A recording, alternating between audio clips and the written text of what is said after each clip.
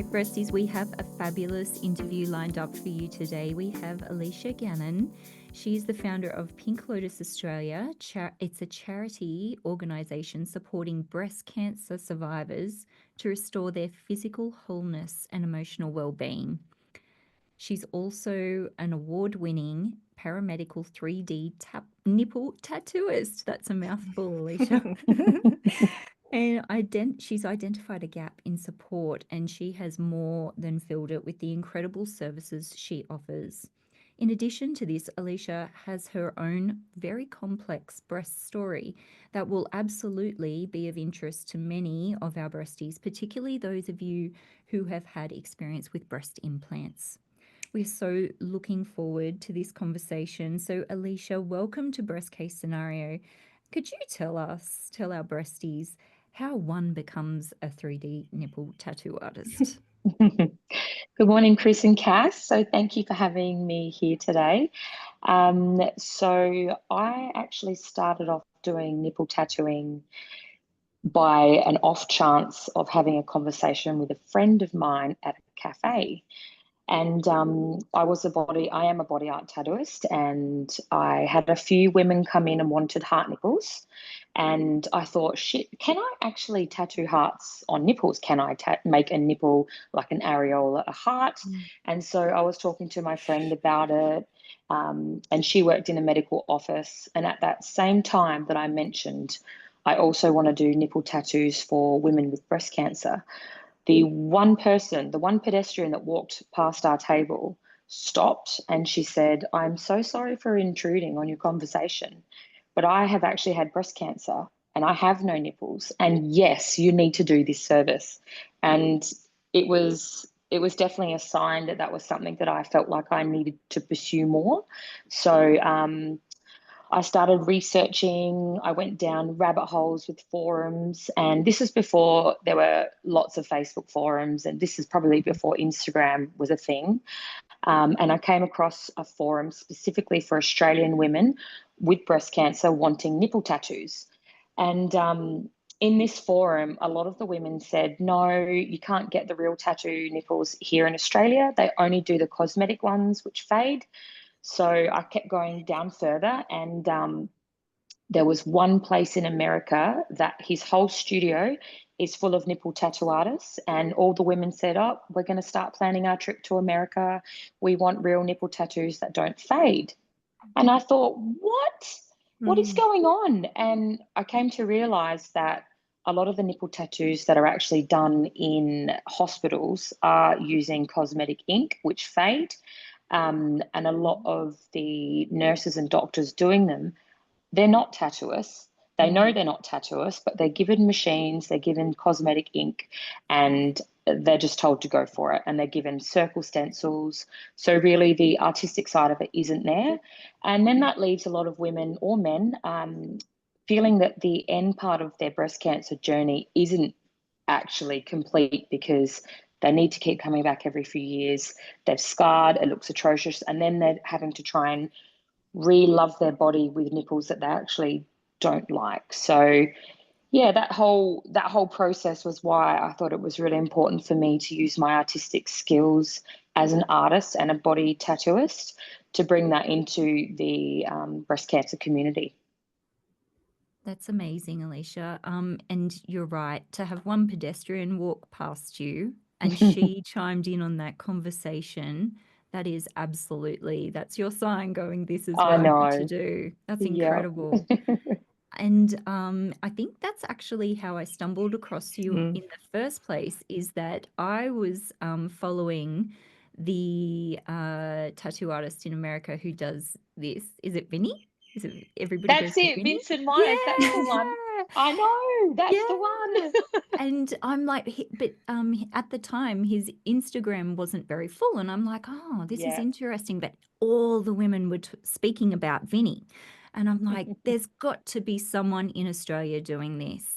And down the rabbit hole I went, and it led me to you. Yeah, how funny. And you train people now in paramedical 3D tattooing, don't you? Yes. So me and my friend Cherie from New Zealand, we are the top nipple tattooists that have won awards in Australia and New Zealand. And we are putting together a paramedical tattooing program to try and safely train anyone. So when I say anyone, nurses can learn, cosmetic tattooists can learn. I've even trained people that haven't done tattooing before, because it's a very easy step to do. So yeah, it's a really important training, like part of education, I think is really needed in society. Yeah, it's interesting because I'm trying to think in what other profession do we give someone with no specific training a tool Yeah. to, you know, permanently or even cosmetically Yeah. change a woman's body? Like that just seems crazy. I know. Well, I mean, in Australia, there are different, like we talk about it in the training, there are different rules and regulations as to Mm. how one has to actually get a tattoo license. So that's a specific part in the training that we do delve deep into, because you've got to have your OC health and safety, your bloodborne pathogens, things like that. But I just think that there are a lot of trainers out there that they start doing something, they like it, and then they want to train people. And that's how you get substandard Mm. quality of nipple tattoos, which we're trying to raise the bar. Mm. Yeah. And can you talk our breasties through the challenges in the medical profession around what is and is not covered by way of nipple Yeah. tattooing and how you've kind of inserted yourself into that arena? Yes. So I'm not sure if anyone's familiar with the NHS. So that's in the UK, and that's similar to the Medicare program. So we do in Australia for Medicare, we do have a service provider number, but only doctors and nurses can use that number. So the majority of my surgeons and nurses that have said to me, Aleisha, we are not tattooists. And I'll just branch off with that. I've had a few nurses come in specifically for nipple tattoos, and they have expressed their sheer horror and fear of being handed over a tattoo machine Mm. and saying, hey, can you tattoo this nipple? And they've never touched a machine in their life. It's crazy. And yeah, it is absolutely crazy. So, what we're trying to do is the NHS has just approved in the UK for paramedical tattooists to be able to become part of their system. Now, that is huge for Australia because usually we're the next ones. And currently, there is a petition going on Facebook through me and through another group that I follow. I've forgotten the name.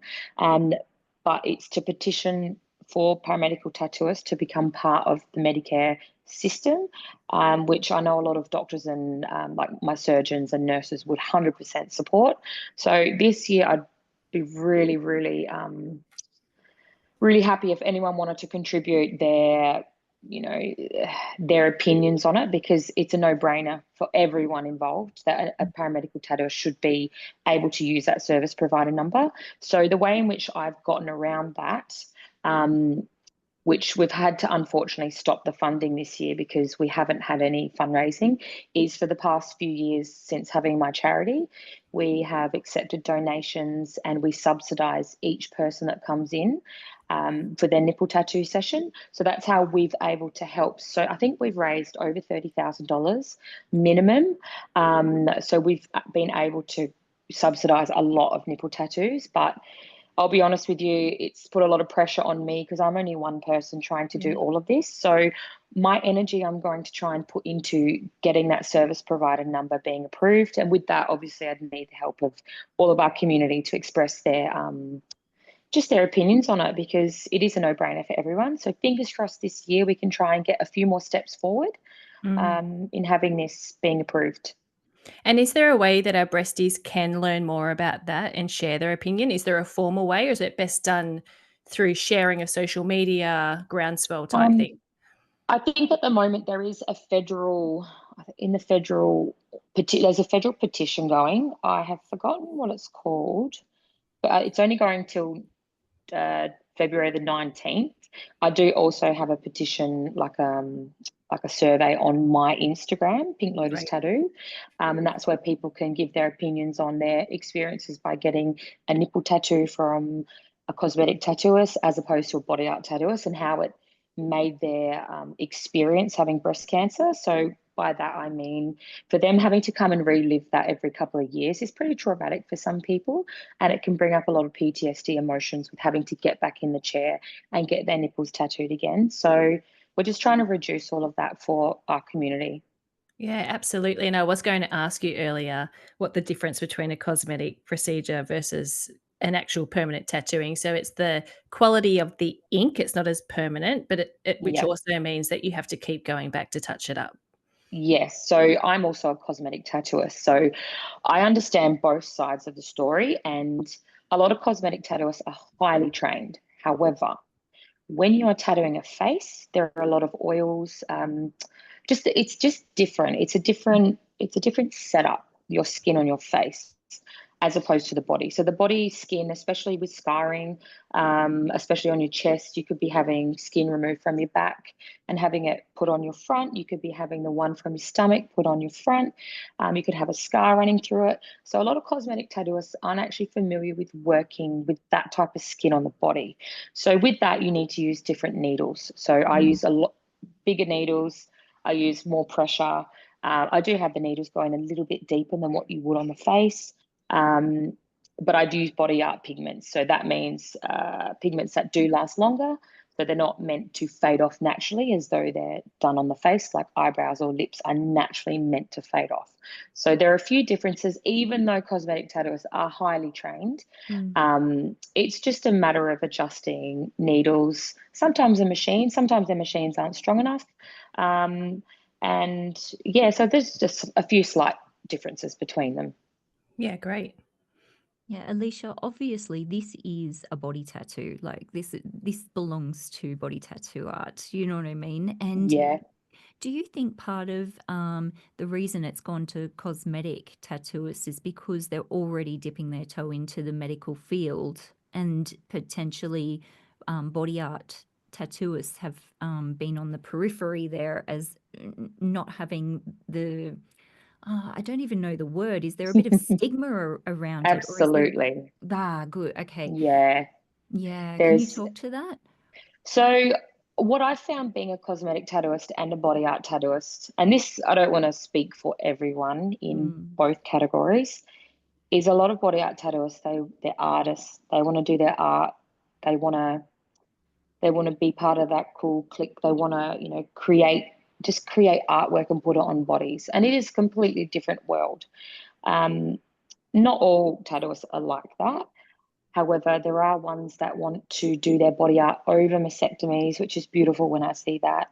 But a lot of the time, the tattooists that I know in Adelaide or elsewhere, they'll recommend me people to do body art tattoos over because they say, look, I'm not comfortable tattooing over scars, or I'm not comfortable tattooing a woman's breasts, and they might be a male tattooist. And it's really honourable when I do get those recommendations, because not only it might make them feel uncomfortable tattooing, they might go, look, I don't actually know if I can tattoo a breast that has, gone through breast cancer. And so a lot of the time it's just education with the body art tattooists.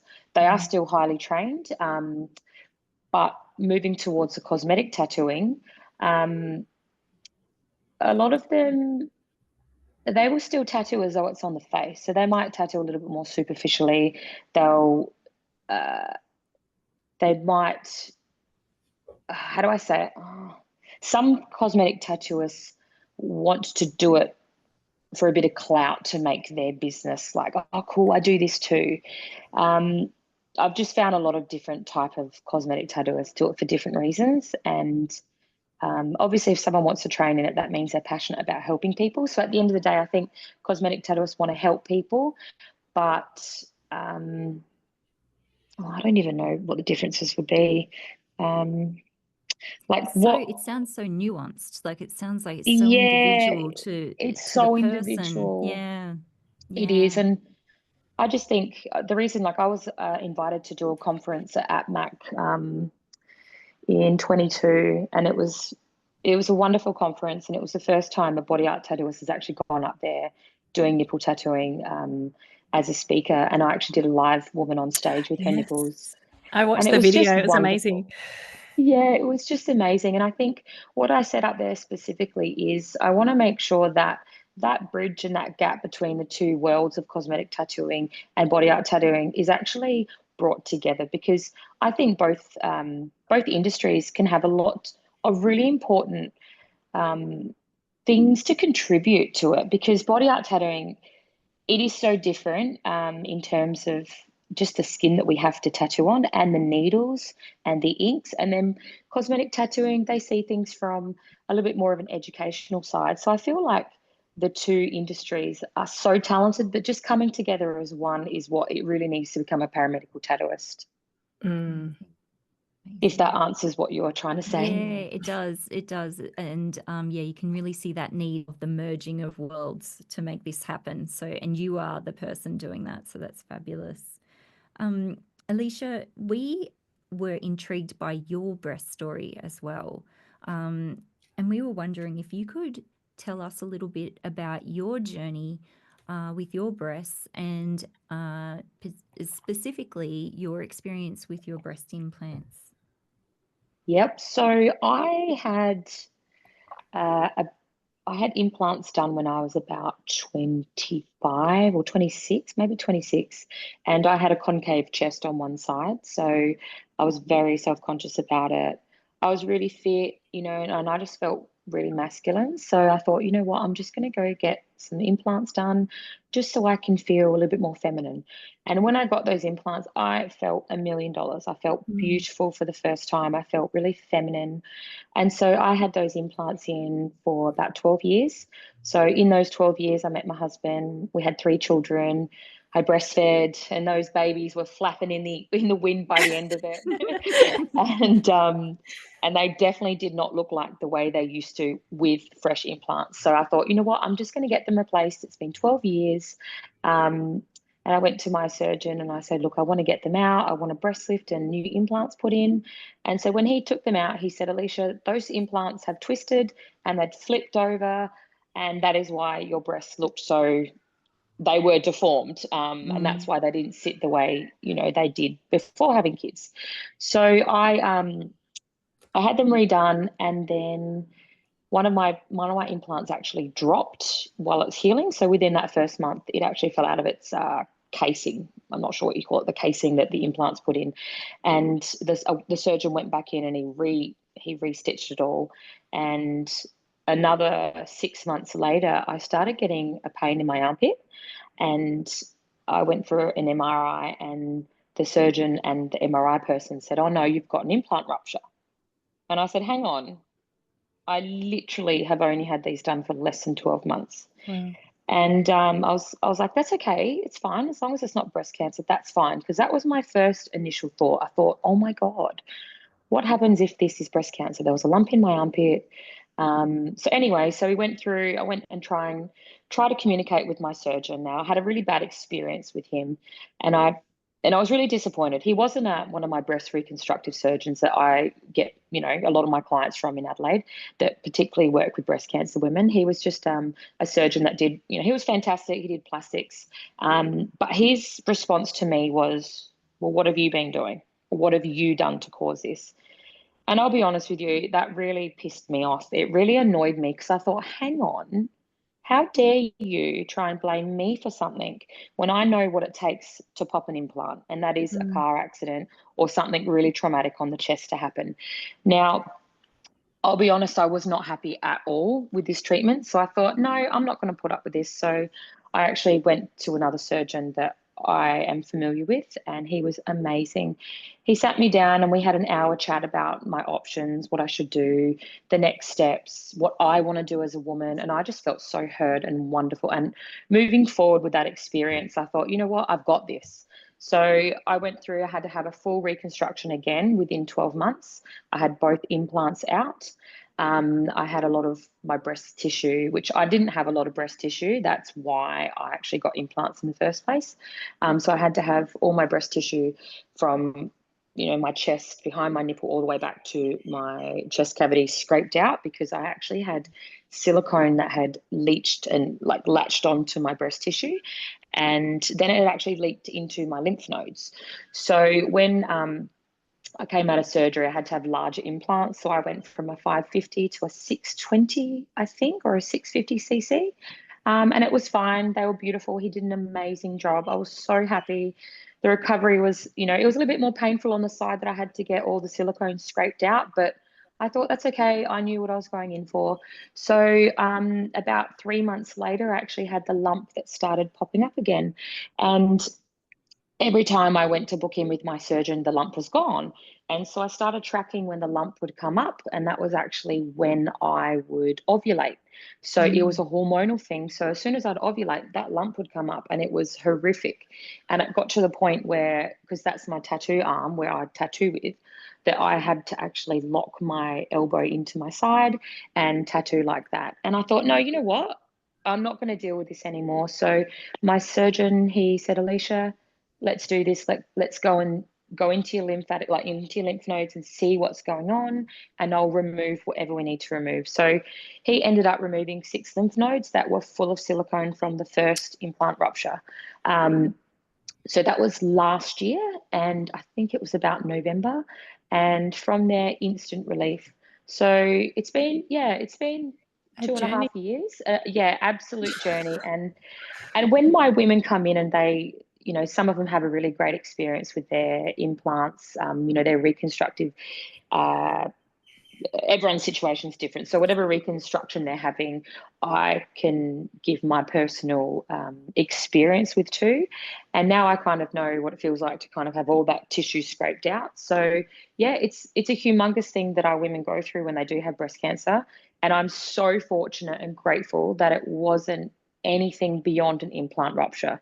So the only thing is I didn't realize, and I don't think many women do realize this, that when an implant ruptures in Australia, it is not fully covered at all. So I'm on a few Facebook pages, and whenever people say, what are the questions I need to ask my surgeon before having implants done? And I always get on there and say, ask them what happens in the case of a breast implant rupture, because they'll say, oh yeah, it's covered. The implants are covered by the implant company once, and then maybe a portion of if you've got private health, a portion of your hospital stay might get covered, but the rest of it is out of pocket. So I think I was out of pocket about another 12 grand, and my initial surgery costed 17 grand. So wow, that was a lot of money. And I just finished having my babies, and that really upset me and stressed me out, the whole money side. But like I said, so fortunate it wasn't anything, more severe or serious. And we've talked about this a lot on our podcast around, it's one thing to ask questions, but we should be given all of that information up front without having to ask, because you don't know what you don't know unless you're on a forum. So it's massive issue. Yeah, agree. And I think, you know what, I actually think that it's stupid that it doesn't get covered, because I didn't pop my implants. It was a product that was put inside my body, and that should actually be covered. Do you know? So I disagree with that completely. That part of, the insurance world. And it's so interesting, Aleisha, because that happens so quickly. Like that happened within 12 months. And often when we hear of rupture, and a rupture where there was not an obvious impact, right? It's many years down the track. We realize that something has happened. So for that to happen so quickly, and for you to have absolutely no financial relief for that is pretty shocking, really. I did hear that if I chose not to put implants back in, then it would be more covered. So I did find that to be quite interesting. So my doctor said, look, if you don't want them back in, and I said, well, obviously I got them in to feel, a bit more feminine. So that's probably the other option, is they say, look, if you don't want the implants back in, then it won't be classified as cosmetic. So interesting. Yeah, very interesting. I'm just sitting in, I'm sitting in like, it's kind of like complete resonant like anger, shock, because I've had a very, very similar story to you, Aleisha, with my breast implant rupturing and leaking everywhere and going into my lymph nodes. And we're told that this is not a possibility with these current implants, right? Yes, that's the first thing he said in the consultation, that these won't leach out, they won't leach out. And it did. And then when I told him that to his face, I said, you told me this wouldn't happen. He didn't want a bar of it. And then he said, well, I can't even get you in for a consult for 6 weeks. And he goes, and I can't even get you in for surgery for I don't even know when. So I felt very, I was a little bit upset about that. And then I thought, hang on, what happens if my breast cancer women are actually treated like this with their surgeons, you know? So, it was quite disappointing. Yep. Yeah, absolutely. I hear you. Can you talk to us more about your Pink Lotus Foundation, or charity, sorry? Okay, so Pink Lotus Australia Foundation, I created it as an approved charity. It's the first charity in Australia that's ever been approved for this type of service. And the services that I provide are paramedical nipple tattooing. So I wanted to try and make it so people can donate so that we can actually subsidise the cost, like I mentioned previously with the Medicare number not being available for clients to use with a proper paramedical tattooist. So that's why I decided to do it, because I was trying to find a way around not having the donated money being taxed. So when you are a registered Australian charity, not for profit, with DGR, being a DGR recipient, you don't actually have any of that money that comes into that account, your charity account. So you have to set that up specifically with a bank that's a charity, like a charity account. It doesn't actually get taxed. So that is why I wanted to try and make sure that any money donated is not taxed, so that all of our women get that. We also have, while I was having my second child, I was breastfeeding, and I thought, what happens if you had breast cancer, you had your breast removed, and then you had a baby, and babies normally go for the nipple? Like, would there be a way of me putting a nipple on someone that wasn't a tattoo? Because sometimes people, they've just had babies, they're breastfeeding, they're going through treatment. So while I was having my next baby, I actually created temporary nipple tattoos, and I actually sell them all around the world. They're a really affordable temporary option to having a nipple. So what that is when you are a child and you want those temporary tattoos, you cut them out, you stick them on with water. It's exactly what these nipple tattoos are. So they're very easy to apply. They're pain-free. My clients can actually put them on during their treatment as long as there's no open wounds. A lot of the time people have a total disassociation with their breasts once their nipples have been removed. And I'm not speaking for everyone, but most women, they breastfeed. So even when I was having a breast lift, when I knew that my nipple was going to be cut around and lifted up, I thought, oh my God, my nipple's never going to look the same ever, and I've breastfed my babies with those droopy nipples. And so understanding what a woman could potentially feel like without a nipple was just heartbreaking. So having the option to create nipple tattoos, not only for the breast cancer community, but also for the transgender community. So I do male nipples, or, if men have actually had breast cancer too, there are male nipple options as well. A lot of the time people are like, oh no, I've had no nipples for 10 years. I didn't need a nipple. And then I thought, oh, fuck it, I'll just get a temporary nipple. And the moment they put that temporary nipple on themselves, they thought, oh my God, I need this. And then a lot of the time they end up booking in and getting a nipple tattooed, and they just say, I just can't believe how much it changed the way I felt about my body. Like literally walking out the shower, I was like, oh, I feel naked.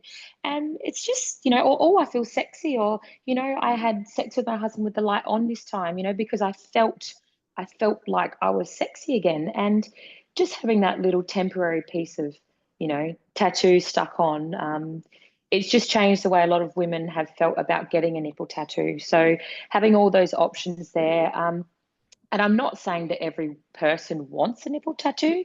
So I do have options for body art tattoos to be stuck over the area, on the mastectomy area too. And so they're quite popular as well. So I've got lots of different colours and sizes, and the whole foundation was set up specifically to give women the option, or people the option, to have nipple tattoos, and also temporary options. And then we have a share a pair program where people can donate money towards that. And I actually donate nipple tattoos, temporary nipple tattoos, to the McGrath nurses. So I post them out to Annie. She's one of my fave McGrath nurses from Adelaide, and she's just been my biggest support and advocate. And everyone that talks about McGrath nurses, they love Annie. And Annie actually did, Annie and Eddie just did a big fundraiser for us last year, where Eddie grew his beard and he actually dyed it pink. And they raised so much money. And then the other day he said, look, I'll donate another $1,000 if you tattoo a nipple on my arm and tattoo Share a Pair Foundation. And so I haven't posted that yet, but I'm going to post a video. So I actually tattooed a nipple on his arm, and that was for a donation towards the foundation. So it's pretty cool. I love doing things like that, but just trying to bring the community together to know there's a foundation out there that is specific for nipples, because who doesn't want their nipple back on? I know. Oh my God. I got so emotional when you were talking about, yeah, I can't talk actually. Cass. Yeah. Was it when I was talking about breastfeeding our babies and more that about connection? just what the nipple does to complete that area and the feeling of nakedness. Yes. Absolutely. And I mean, I've gone flat, so I don't have nipples. I don't have breasts, but and I'm happy with my decision, but it just made me remember. Absolutely. And it's such a real honest thing to contribute to that, because a lot of the time women in my chair, they sit there and they cry, and then I start crying. Yeah, I bet.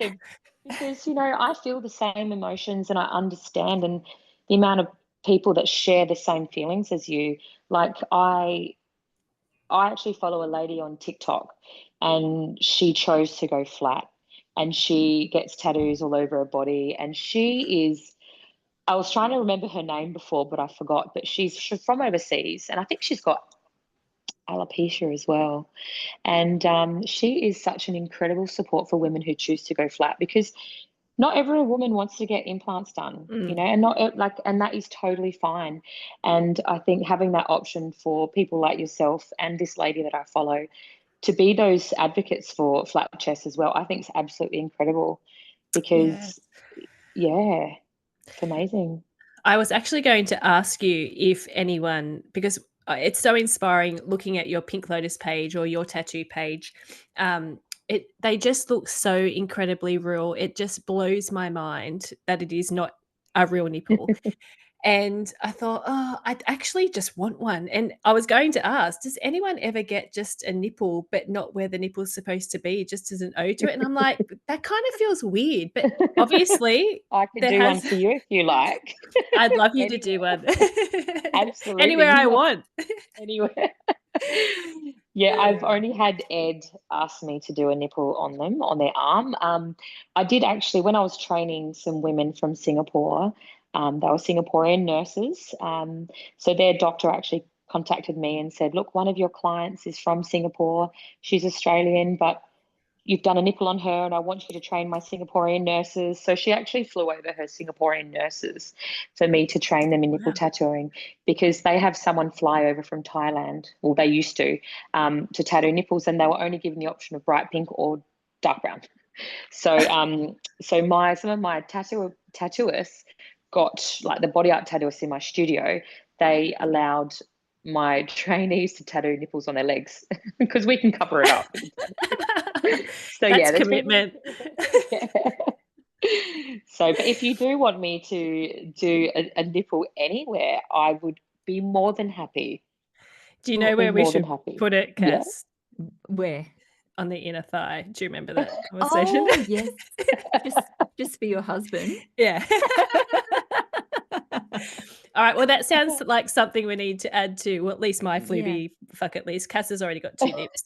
Look, I've got 2 nips, but I was going to say I have a Pac-Man nip, Aleisha. So during my first operation, I developed a bit of necrosis on my nipple, and Yep. so that has scarred out, and I've got like, it looks like a little Pac-Man mouth, and I I can find it fix it quite. for you. Well, I was quite amused by it, and but then I'm like, should I get that filled in? And then I'm like, or should I like accentuate it? Well, I'm more than happy to do whatever you want me to do. Oh, it sounds like we've got a trip to Adelaide on the cards. And I know that you have about 6 minutes until your next appointment. So I am watching the clock. And let me tell you, breasties, Aleisha is the hardest human on this earth to find 45 minutes to interview with. I feel like we've been talking for about a year. And it's a testament to the absolutely incredible work that you do and the credibility you have in this space. I was just so excited to interview you today. I just think, Albert, you know what's going to happen.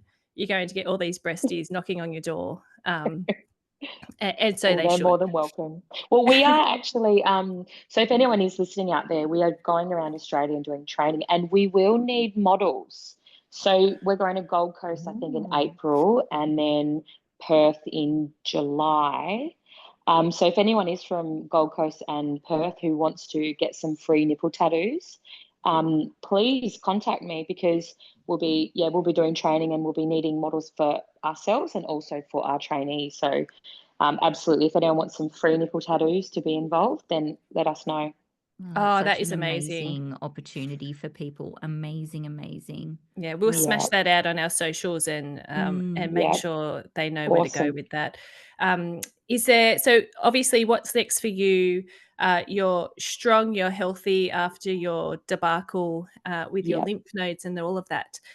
You're about to go live on tour and do your live shows. That's to build more paramedical 3D tattooists across Australia. Anything else? And is there anyone or anything our breasties should be looking out for? We're going to find that flatty on TikTok or wherever it is. I and will, yes. Yeah, we'll put that in the Yes. show notes. But is there anyone else or any last messages you have for our breasties before we let you go? Maybe some advice. A lot of the time I do get this have this conversation a lot with my women, and they say, I just didn't know what to do after my breasts were taken off, because my surgeons, they're like, boom, boom, boom, got to get it off, got to get it off. And by chance, Aleisha, I found you somehow, word of mouth. I think basically making sure that the word of mouth that this option and service is available is so important, especially in our Facebook forums, because I'm not allowed to actually go on Facebook forums because I haven't had breast cancer. And I think having a service like this that isn't known about as much as what it should be, I think it just should be shared and talked about more, because it's just about giving women or people the opportunity to feel whole again. So I think maybe sharing more, and not always holding it back in, sharing more this type of service, just to make other people just as happy as you are. And also another thing is, some of my women have said, oh, my surgeon said, no, I can't do this. Oh, they said this. And they've had a really bad issue, with some of their experiences with surgeons. And what I say is, go get a referral and go see someone else, because there are so many incredible surgeons. Sometimes the reconstructive surgeons aren't comfortable doing a nipple reconstruction.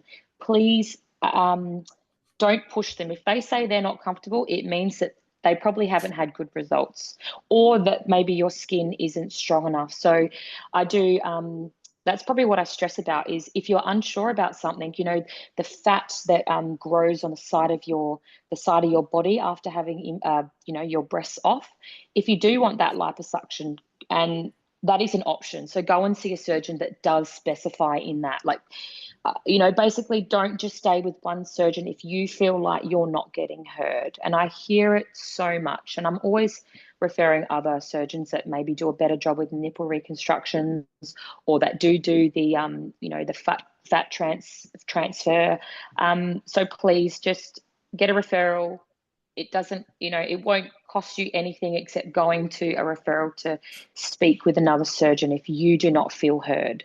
So that's probably the best advice I can give those people that don't feel like they're getting treated the way they want to get treated in their situation. So yeah, and just speak more about nipple tattoos because it needs to be shared more. And this year I will also be putting all of my students that have trained on my website.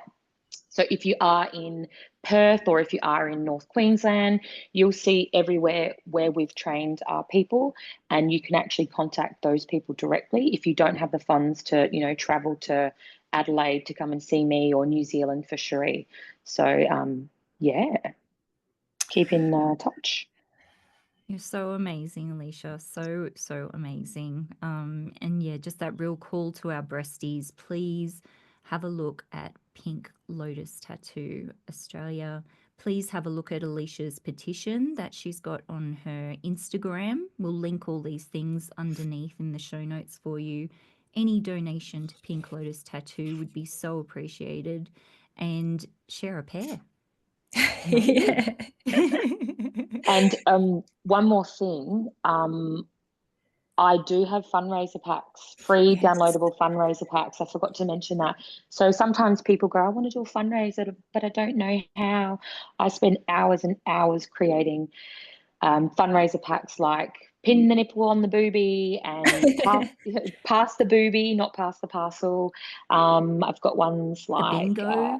Boobie bingo. Yeah. And even just a little bit more office friendly ones like morning tea or sounds boring. I know, but sometimes people, it could be an office with a lot of men in it and they don't feel comfortable, but I've got lots of free downloadable packs. All you need to do is go on my website and download them, and the entire pack is there, and the information on how to donate to Pink Lotus Australia is on there too. So if you do want to do something, just download it for your office, for your friends, for a morning tea. And just remember that the smaller charities in Australia are the ones that the money actually goes directly to the women. And I know it's fantastic doing all the big ones for the big charities, but please don't forget the small charities, because all of the money for our not-for-profit foundation goes directly to our women. So please don't forget that. Yeah, such an important message. Such an important message. And a lovely message to end on. Thank you so much, Aleisha, for your time. No worries. Anytime. I'll be here anytime for you. Thank you so much. No worries.